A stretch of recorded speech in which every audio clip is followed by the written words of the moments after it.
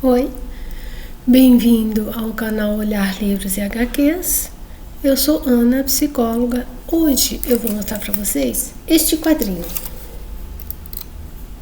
São Jorge. Meu?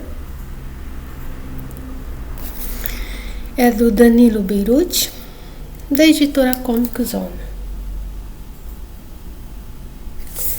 Eu vou fazer um paralelo, tá? Entre esse quadrinho e este livro. Imagens arquetípicas, um contexto, uma contextualização junguiana. Fui eu que, na verdade, eu montei, né? Este livrinho foi uma produção assim totalmente independente de 2000 e cacetada, tá? 2008, 2005 que eu fiz, que fala sobre uma das coisas, né, sobre a saga do herói. Então eu vou pegar alguns conceitos do herói contido nesse compilado, vamos dizer assim, né, de imagens e texto com a história do Danilo, ok? Vamos lá, como sempre, é uma resenha, né, psicológica. Embora eu não vá, né, contar a história certinho, eu vou fazer paralelos do começo ao fim. Então, assim, quem não gostar dos spoilers, primeiro leia o quadrinho e depois assista ao vídeo. Ok? Vamos lá. Primeiro eu vou mostrar essas figuras aqui desse livro. Eu peguei todas na internet, tá? É só vocês colocarem lá imagens São Jorge, vai aparecer assim dezenas de imagens do São Jorge, ok? Então essas compiladas aqui eu peguei na internet. A primeira imagem, olha que bonita. Na internet ela é colorida, né? Aqui ela, a produção não deu para ser colorida não, foi preto e branco. Bom, segundo a lenda, né, Jorge é um guerreiro da Capadócia, da Turquia, e que ele teria salvado uma princesa das garras de um terrível dragão. Com sua espada, ele domou o dragão, que a princesa conduziu de volta ao seu povoado como um manso cordeirinho. Bom, a história, seja ela olhada sob a perspectiva do mito, seja na história do quadrinho, se refere à jornada do ser humano a se tornar um herói. Psicologicamente, alcançar seu ponto máximo da evolução da consciência, entendida pela psicologia junguiana como individuação, ou seja, o tornar-se único. Lembrando que o dragão é a personificação de uma metáfora, né, do lado sombrio humano, a ser olhado com reverência e respeito, ser entendido, clarificado e contextualizado na vida do homem. Se você não trazer para a vida, conceitualmente não faz diferença nenhuma, ok? Bom, no meu entender, o autor Danilo Beirute faz uma leitura pessoal sobre a lenda de São Jorge e seu dragão. Uma personificação dentre muitas, que representa as façanhas do herói mitológico que vence os desafios existenciais. Imagem simbólica que traduz de forma pormenorizada aspectos do processo de individuação postulado por Jung. O livro, tá? Aspirar um herói salvador é algo intrínseco, é algo à natureza humana do homem. Tantas forças antagônicas se movem violentamente na psique que o complexo do eu, ego ou ser, tá? Identidade, vivencia a experiência de ser a experiência de ser constantemente devorado pelas forças arcaicas e elementares dos períodos evolutivos anteriores à consciência humana. Ou seja, a busca da essência humana é para o nosso lado instintivo. Essas forças antagônicas que muitas vezes nos puxam para trás. A jornada do herói é essa luta, é essa movimentação para que a gente olhe para frente, para que a gente consiga domar as nossas forças sombrias, as partes das quais a gente não gosta de olhar, não gosta de ver e finge que não sabe, né? Toda a trajetória do ser humano pode ser entendida como uma trajetória em busca do tornar-se herói que mora dentro de nós. A trajetória é no desenrolar da nossa vida no planeta. Significa alcançarmos nossa humanidade a ser conquistada.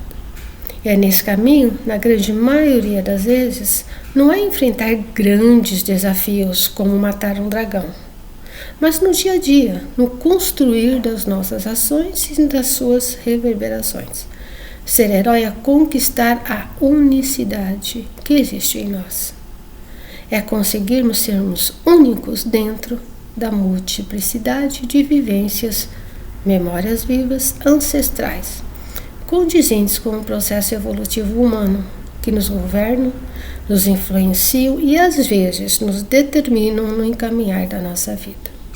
Ter consciência de que em tudo que nos diz respeito a nós está entrelaçado a experiências não só condizentes à nossa vida biográfica, desde a concepção, mas a todas as experiências familiares ancestrais que são acordadas frente aos nossos movimentos e às nossas vivências através da razão, das emoções, entrelaçadas pelos nossos 5 sentidos. A gente tem que ter consciência que nós somos movidos não só pela nossa história familiar, nós somos movidos também pelas nossas memórias familiares, ancestrais.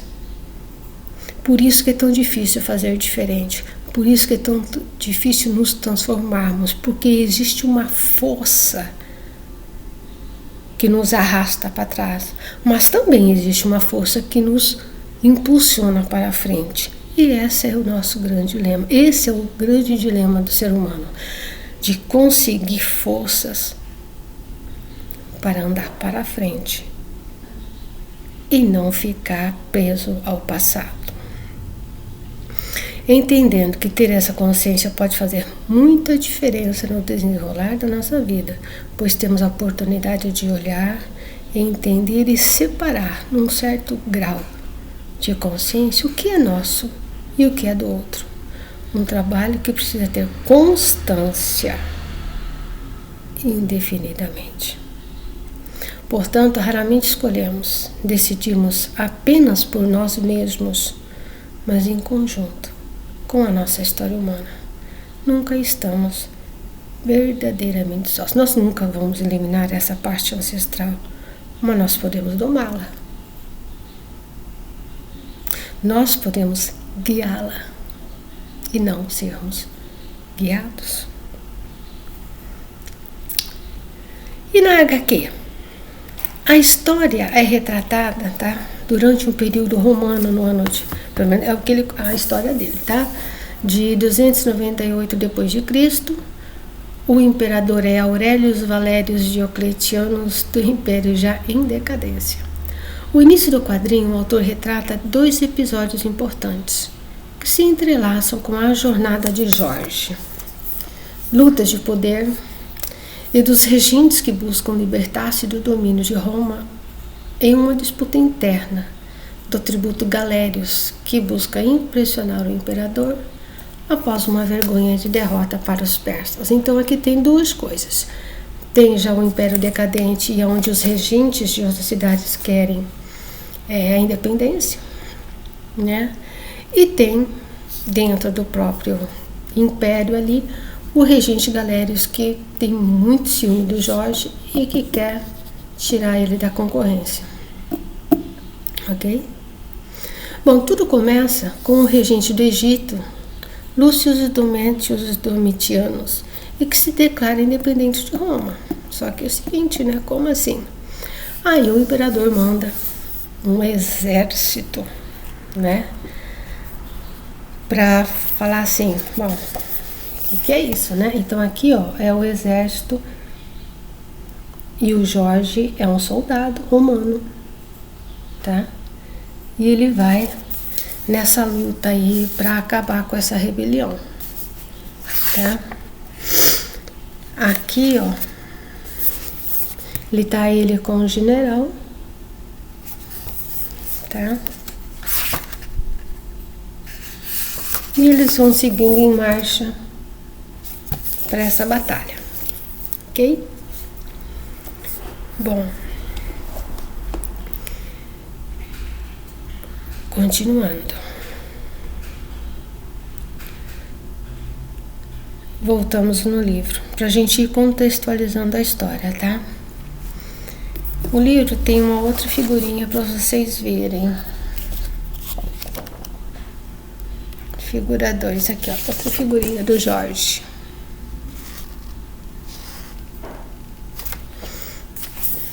Constantemente, forças arcaicas movimentam-se na questão da jornada do herói, tá?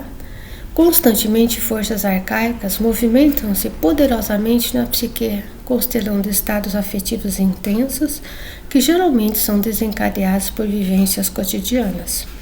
Ao irromper na consciência de vigília, esses estados afetivos produzem angústia, medo, paixão desenfreada, tendem a desorganizar a nossa consciência e o nosso sentido existencial. No caso do quadrinho, eu entendo que a guerra, essa guerra a qual o Jorge está indo lutar pelo Império, é o start, é o portal onde ele começa, né, a despertar para algo. Ele começa a ter os pequenos lampejos de uma saga e de fazer diferente, de refletir, porque afinal ele é um soldado, né? E é um soldado de excelência para o Império, tá? Jorge é um soldado romano, tá? E durante essa batalha aqui contra a independência do regente do Egito, ele demonstra depois da batalha, numa conversa com seu comandante, dúvidas sobre as razões de matar. A guerra contra seus irmãos romanos causa certo desconforto que gera início de um novo olhar sobre o verdadeiro sentido de guerra.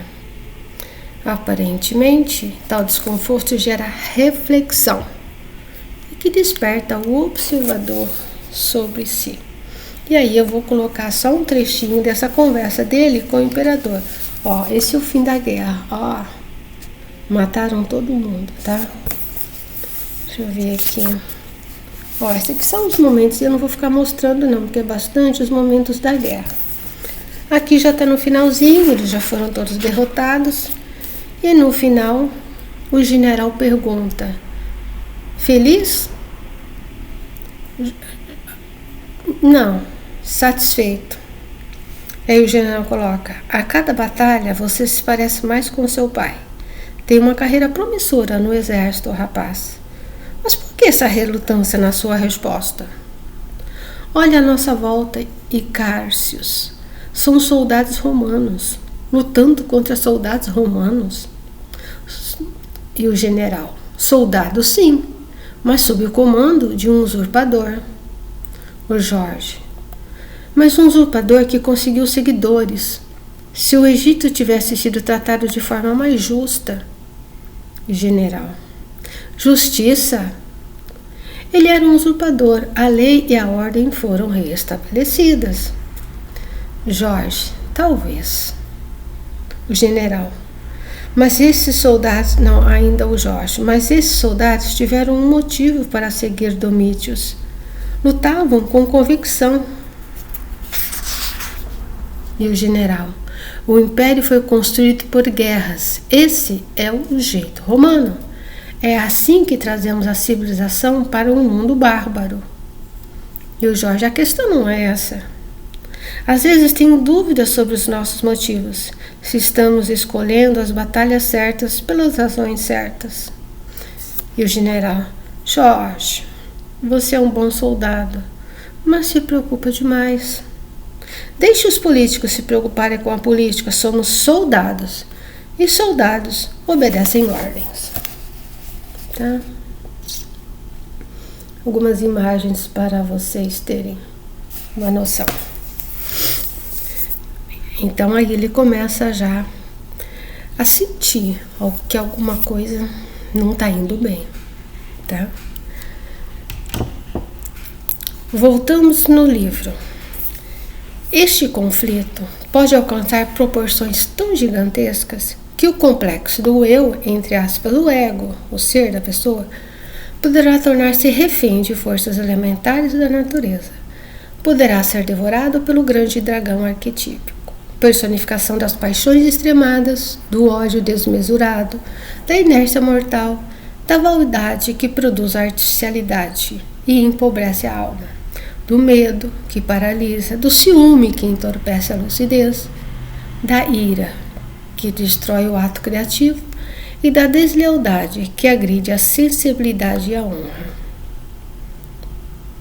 Em relação ao quadrinho, no caso de Jorge, essas dúvidas e questionamentos no primeiro momento não o impedem de cumprir o seu dever e sua lealdade como soldado romano. Em todos nós, quando o chamado acontece, seja por algo inesperado ou querido, geralmente é muito sofrido, pois tende a colocar em xeque as nossas crenças, atitudes e emoções experienciadas por nós até o momento. Na HQ, os feitos de Jorge nessa guerra, com o reconhecimento do imperador, causam inveja e despeito a Galérios, que almeja subir na hierarquia do império e onde julga Jorge um grande oponente. E aí existe a trama política, tá? Que eu só vou assim situar vocês, ok? Jorge é um soldado romano cristão. O império em decadência se sente ameaçado pelos cristãos. Galérios, sabendo disso, diz ao imperador sobre o perigo, entre aspas, revolta, que os cristãos podem representar para o império, e que resulta no decreto a proibição de cultuar e louvar o Deus cristão. Com a intenção de se livrar de Jorge, Galérios o manda sozinho averiguar o que está acontecendo nas aldeias, que relatam a existência de um dragão que está matando aldeões. E aí eu não mostrei, mas as primeiras imagens do quadrinho, ó, é uma casinha e é o primeiro ataque desse grande dragão a essa família. E aí eu vou mostrar para vocês, ó. É o primeiro ataque dele nessa casinha, nessa família. Olha.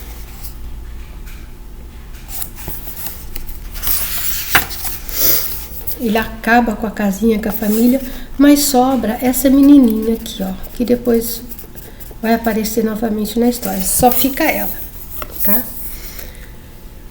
Bom, é o seguinte, o Jorge, tá, é mandado para essa vila para saber o que está acontecendo, tá? Jorge se envolve numa batalha primeiramente inconsciente, ou seja, ele vai sem saber o que está realmente acontecendo. É levado pelo seu senso de dever ao império, quando solicitado averiguar qual é a verdadeira situação de emergência do povoado, que diz estar sendo atacado por um dragão. Então ele entra nessa batalha desprovido de qualquer saber do que ele vai enfrentar, tá? Que geralmente acontece com os heróis, né? É muito comum sermos chamados a trilhar o caminho do herói sem termos, no primeiro momento, consciência desse chamado. Podemos aceitar se realmente tivermos consciência da sua magnitude e da sua importância em nossas vidas. Porém, quando o chamado acontece de forma inconsciente, na grande maioria das vezes recuamos, abandonamos devido a medos que nos alertam o perigo. O desconhecido nos causa geralmente atitudes de recuo, de recusa. O mecanismo de autopreservação, aludido pelo caráter de conservação, é muito forte e poderoso. E na grande maioria das vezes nos tira do caminho. Quando a gente sente aquela centelha de averiguar alguma coisa, de poder estar sentindo algo diferente, mas isso é tão sutil, isso é tão assim, sabe, paira, que o ancestral, essa força que nos protege, entre aspas, dos perigos, ela geralmente abafa e a gente recua e deixa pra lá, isso é bobagem, isso é besteira. E segue o caminho. No caso do Jorge, nessa condição de inconsciência do que realmente vai enfrentar, ele pode também despertar na psique outra força arquetípica poderosa do herói. Aquele que poderá vencer o dragão e levar uma alma a uma condição diferenciada. Então, tanto a gente pode recuar, como a gente pode se elevar. No caso do Jorge, ela o impulsionou, esse chamado que ele teve desde aquelas primeiras reflexões, ele foi sem titubear. Vamos ver o que dá, tá? Entendo na história, Jorge parece ter sido despertado em si a força arquetípica poderosa do herói, pois mesmo diante de alerta dos aldeões e do próprio regente da cidade, frente à periculosidade em que vai enfrentar, não titubeia. Vai em frente para encantar o seu algoz, o dragão. Psicologicamente aceita a sua missão mesmo no escuro, porque quando ele entra na cidade, os aldeões estão falando, mas como assim? Só ele? Ele vai enfrentar aquele monstro, né, aquele dragão que está matando animal, famílias, e eles vão falando no ouvido dele. E o próprio regente da cidade, quando ele vai conversar, o regente fala, mas cadê? Você veio sozinho? E, né, um homem conta tudo aquilo, e o Jorge fala, não, pode deixar, eu vou ver o que é tal, e ele não titubeia, apesar de todas as lamúrias, apesar de todos os avisos, ele vai em frente. Ele segue o caminho. Afinal, ele foi picado pelo bichinho do herói, tá? Aqui, ó, quando ele entra na cidade, ó, as pessoas vão falando para ele, mas escuta, você vai enfrentar, ele é perigoso, ele tá matando. E ele, na boa, tá? Ainda, ó, ele conversa com o regente, e o regente coloca a questão de que os aldeões estão querendo sacrificar a filha, porque afinal, né, era aquela coisa, se não pode fazer nada, faz um sacrifício. E ele fala, não, deixa que eu vou ver o que é, tá? Bom, no livro, vou mostrar mais uma figurinha para vocês.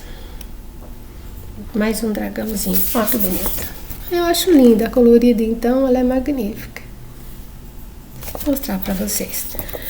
Ao ser despertado, o herói é chamado para a realização de algum grande empreendimento existencial. Assim, as tremendas forças arcaicas anteriormente despertadas, que poderiam esfacelar ou fazer a pessoa recuar, se instala e se instalar o desequilíbrio, né, poderá dar início a uma grande jornada rumo à diferenciação e ao crescimento. É o que eu já falei para vocês.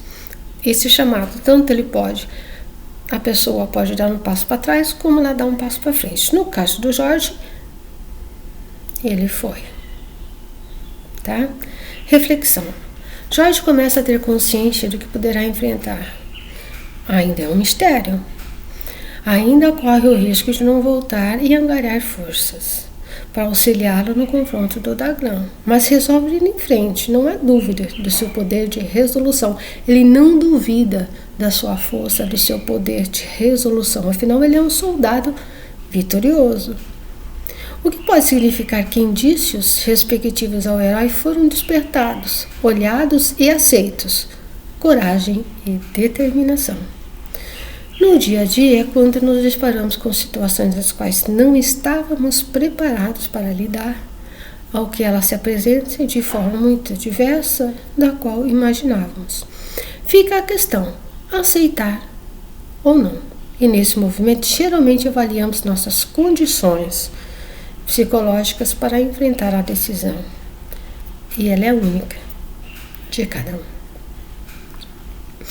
Na HQ, o aviso do regente sobre os perigos a enfrentar a fera, o medo da população, o medo do regente de ter que praticar o sacrifício à princesa, a filha, para aplacar a fúria do dragão.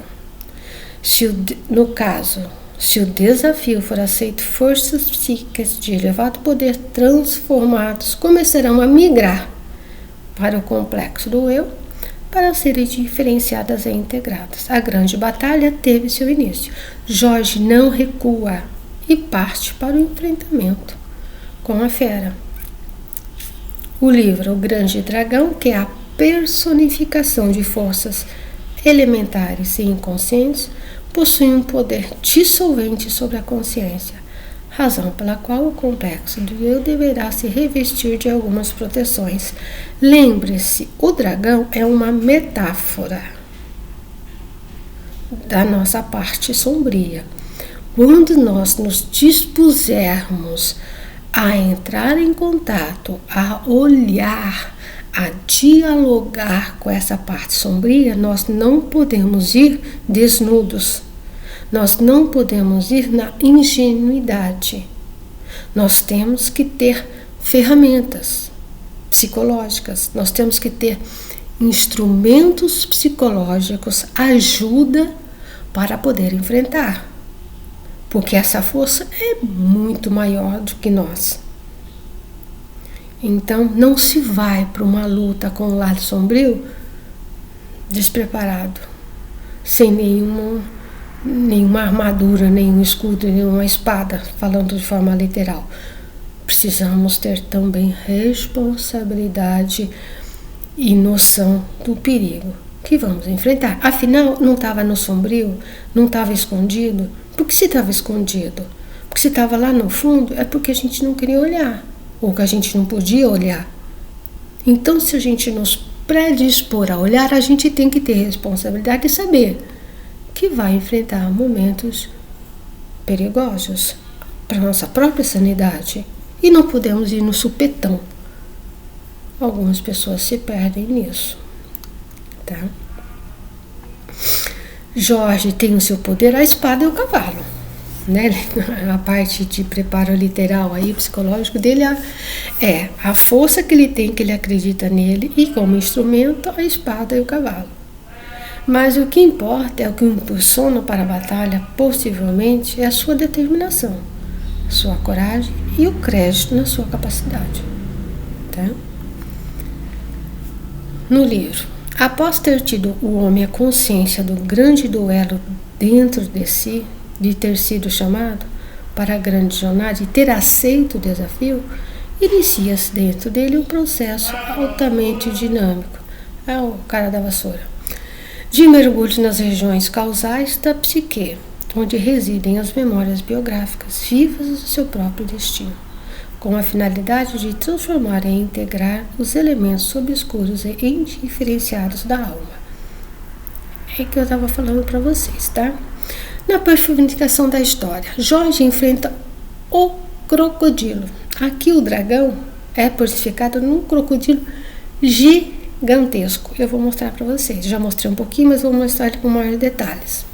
E as armas que ele foi, né? Ele não sabia, ele foi com a espada, com o cavalo e com a coragem.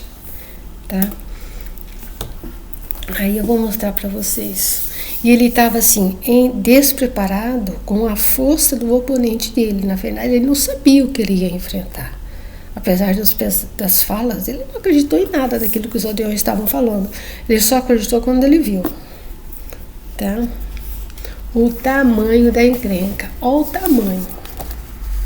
Conseguem ver? Esse é o crocodilo dragão que ele vai enfrentar. Tá? Aí a hora que ele vê o crocodilo, ele vê o tamanho da encrenca que ele tá. Mas mesmo assim, não sai correndo não, tá? A luta é feroz. Estou mostrando só uns momentos, tá? Da luta entre eles. Né? Aqui o tamanho do crocodilo, para vocês terem uma ideia. Tá? E assim, eles lutam, até que o crocodilo chega pra lá nele. E assim, ele não morre nada, né? Mas o crocodilo volta pra água e ele vai repensar, né? Aí o livro coloca assim: quando bem sucedido, na primeira etapa, Ele não morreu, então podemos dizer que ele foi bem sucedido na primeira etapa, né? Assim, na primeira etapa das memórias biográficas, poderá ter ascendido aos níveis mais profundos e arcaicos, podendo, ao longo do trabalho, alcançar estágios de aperfeiçoamento humano singular. Ou seja, nessa primeira batalha, ele foi com o que ele tinha, a espada e o cavalo. Tá?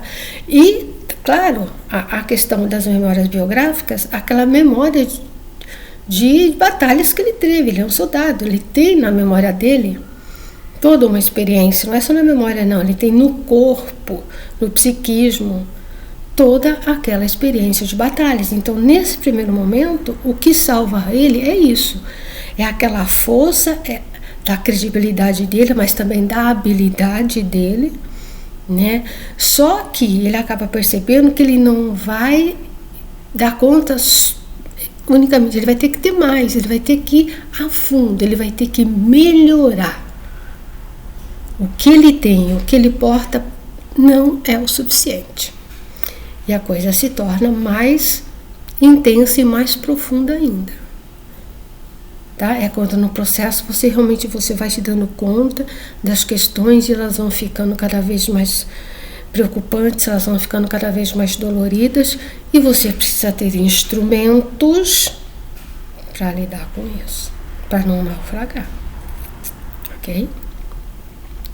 Psicologicamente é quando nos aproximamos do nosso algoz, da nossa escuridão, entendendo e respeitando a sua força, e olhamos com vagar, com calma, sentimos e percebemos e dialogamos com essa força tão maior que nós, mas que somos nós. Entende? Essa força só nos é desconhecida. Ela só está bravia porque ela foi muito tempo soterrada no porão, nos baús. Mas ela faz parte de nós. E se ela faz parte de nós, a gente pode enfrentar com responsabilidade, com respeito, devagar. Por isso que é um processo. Aos poucos vamos desbravando a sua natureza e seu propósito em nossa vida. Processo de autodescoberta.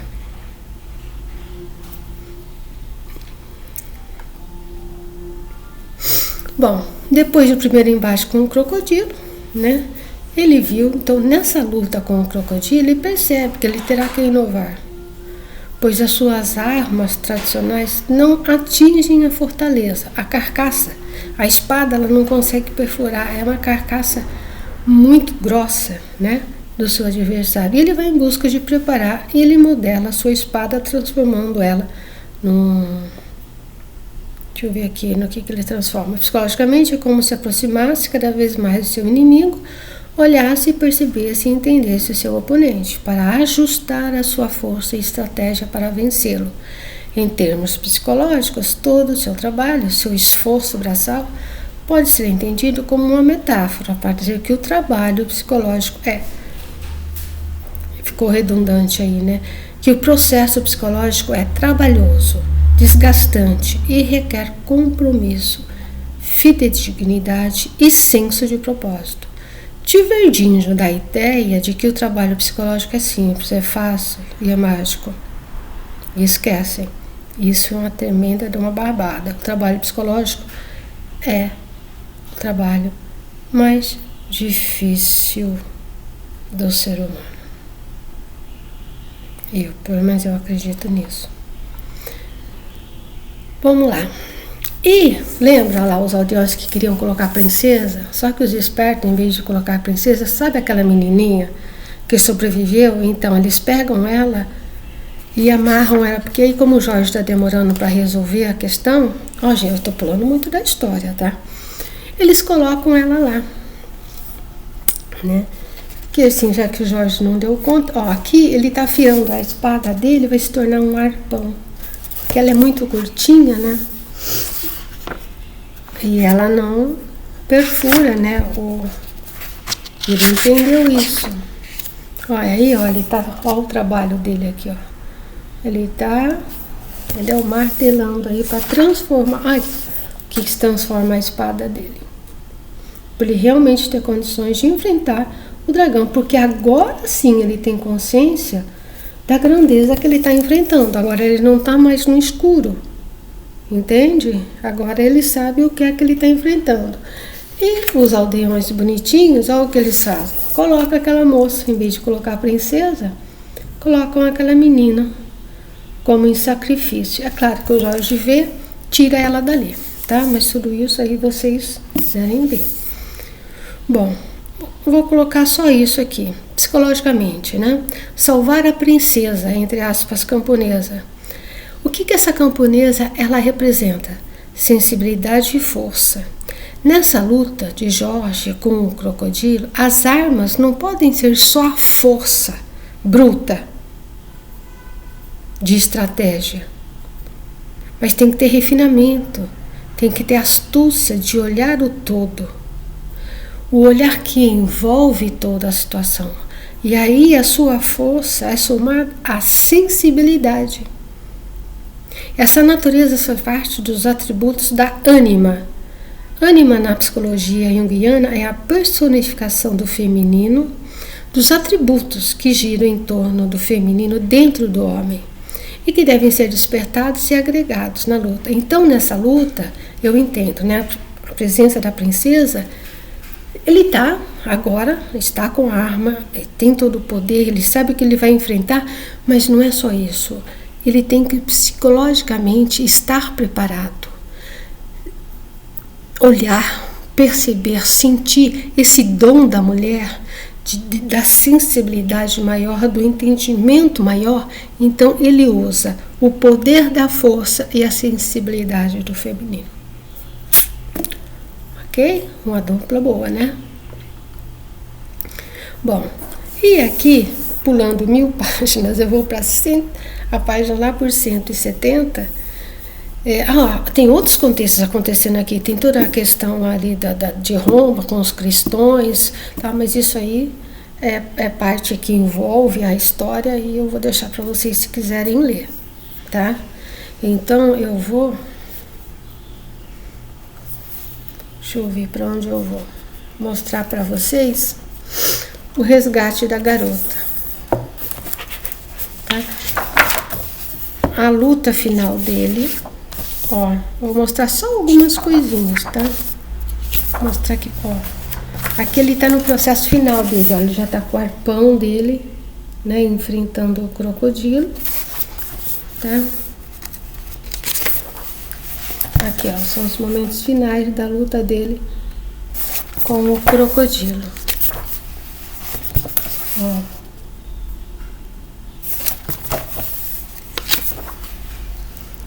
Aqui ele vence, né? E resgata a menina, tá? Ele pega essa garota, ó, aqui, ó, o momento derradeiro dele. Aqui, ó, ele vai enfiar no olho do crocodilo.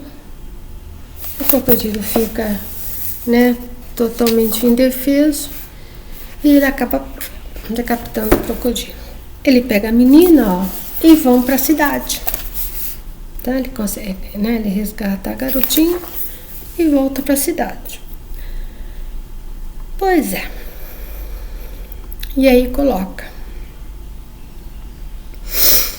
Vamos voltar aqui.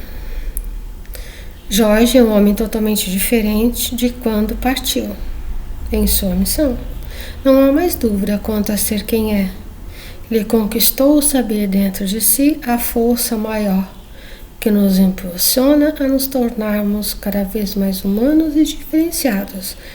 Ele já é um herói, tá?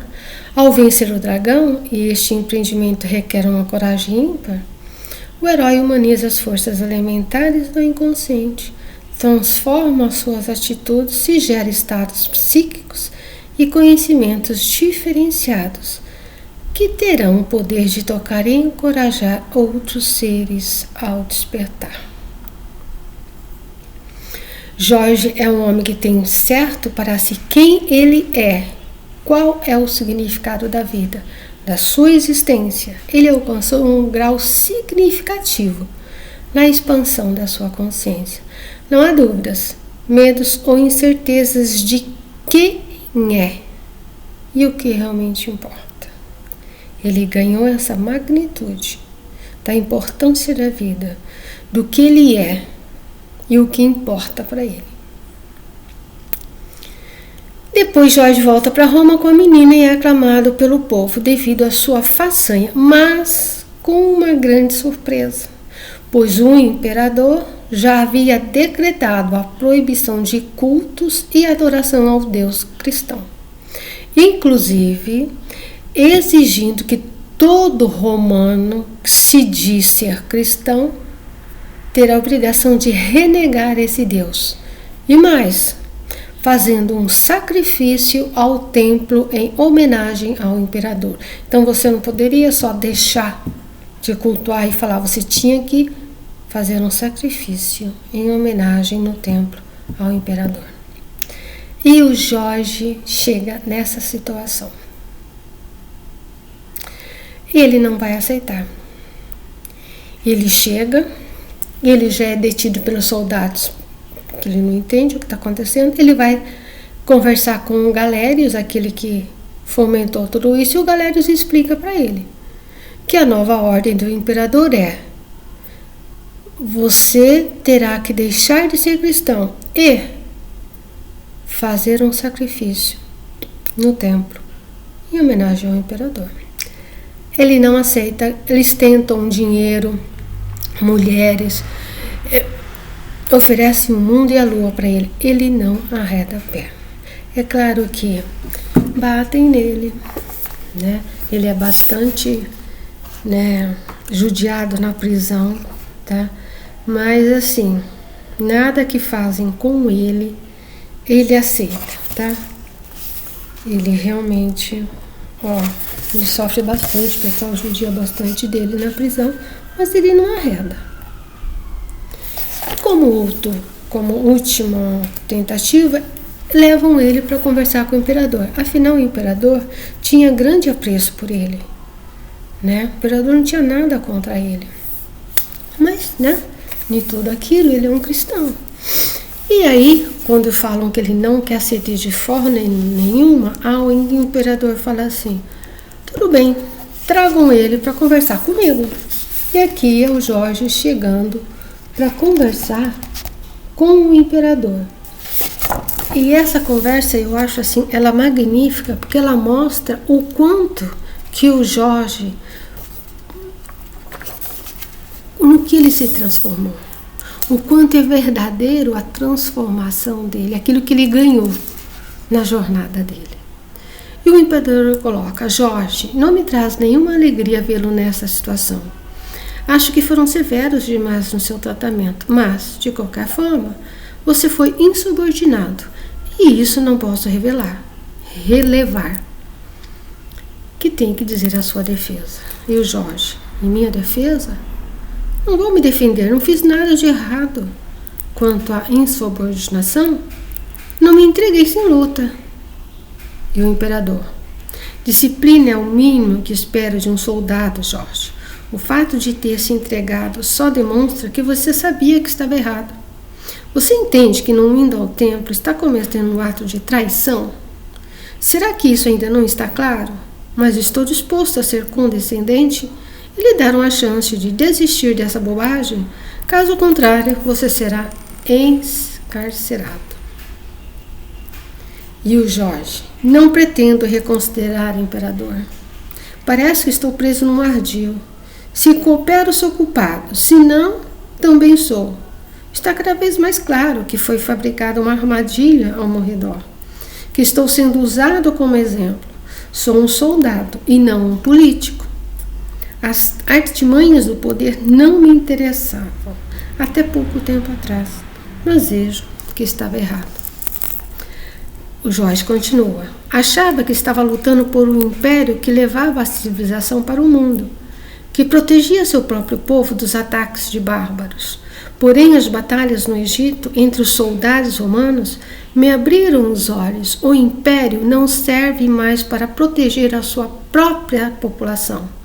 Para saciar a sede de poder de uns poucos, o levante egípcio não teria acontecido sem apoio da população que passava fome.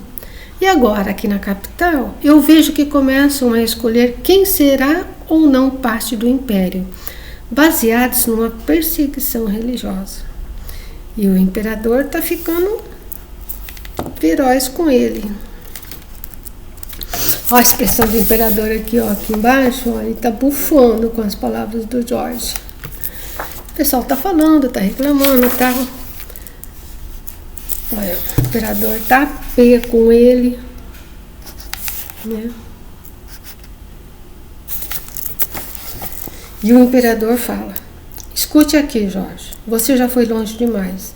Minha paciência está acabando. Já lhe dei muitas chances de desistir dessa burrice em respeito à memória de seu pai. Ele era um bom soldado, que obedecia a ordem sem discussão. Ele sabia que a palavra do imperador é a verdade. E o Jorge: a verdade? Você não sabe nada sobre a verdade. Ela não pode ser comprada ou vendida. A verdade não precisa do império. Ela já tem força para ser verdade. Ela não pode ser imposta. Dioclecianos. A verdade impõe a si mesma. A cara do imperador frente às palavras do Jorge.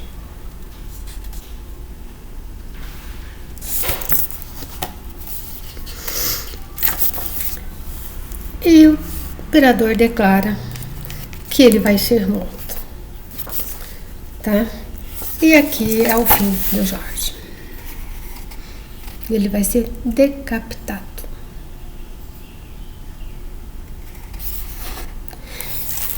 Ele prefere ser decapitado a se sujeitar a algo que ele já não acredita, que já não tem mais sentido para ele, né? Bom, o que eu entendo de tudo isso? Os dizeres do imperador já não significavam mais nada para ele, inclusive tendo a consciência do que significa ir contra os dizeres do império.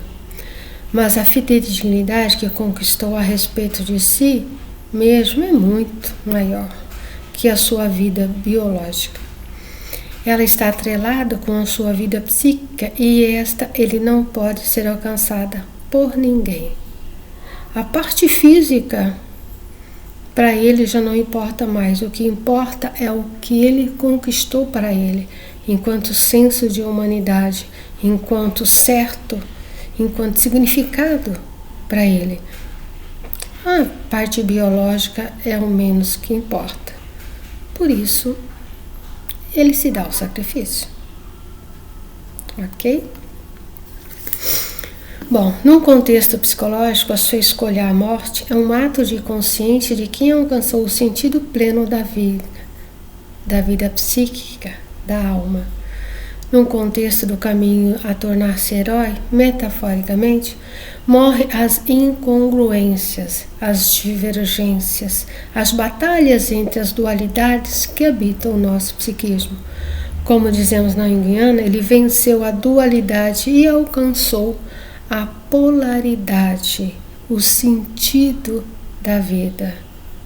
A unicidade entre os polos existenciais que fazem parte da vida em todas as suas formas.